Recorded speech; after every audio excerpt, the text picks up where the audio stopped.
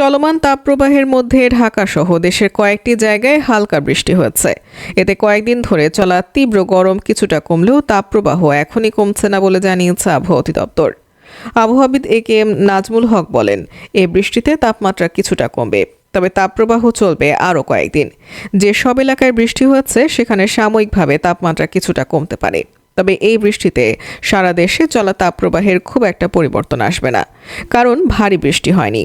আগামী কয়েকদিন সেই সম্ভাবনাও নেই। সেক্ষেত্রে তাপমাত্রা এখনই কমছে না।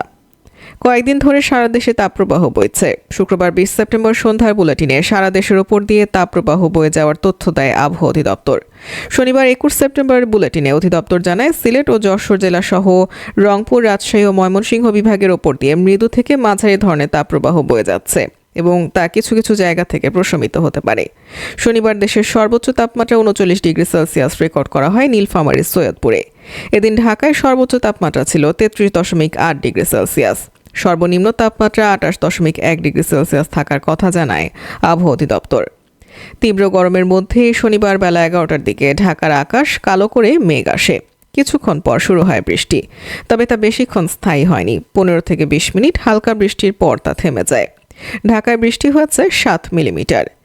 এদিন সন্ধ্যা 6টা পর্যন্ত ঢাকার বাইরে চট্টগ্রাম, টাঙ্গাইল, ফরিদপুর, মাদারীপুর, গোপালগঞ্জ, কিশোরগঞ্জ, নারায়ণগঞ্জ, বগুড়া, নওগাঁ, সিরাজগঞ্জ, রংপুর, নেত্রকোনা, সিলেট, মৌলভীবাজার, রাঙামাটি, কুমিল্লা, চাঁদপুর, ফেনী, কক্সবাজার, লক্ষ্মীপুর, নোয়াখালী, খুলনা, বাগেরহাট, সাতক্ষীরা, বরিশাল, পটুয়াখালী ও ভোলায় বৃষ্টি হয়েছে।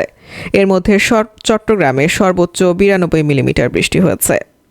পূর্বাভাসে বলা হয়েছে, রোববার 22 সেপ্টেম্বর রাজশাহী, ময়মনসিংহ, খুলনা, বরিশাল ও চট্টগ্রাম বিভাগের অনেক জায়গায় এবং রংপুর, ঢাকা ও সিলেট বিভাগের কিছু কিছু জায়গায় অস্থায়ীভাবে দমকা হাওয়া সহ হালকা থেকে মাঝারি ধরনের বৃষ্টি বা বজ্রসহ বৃষ্টি হতে পারে।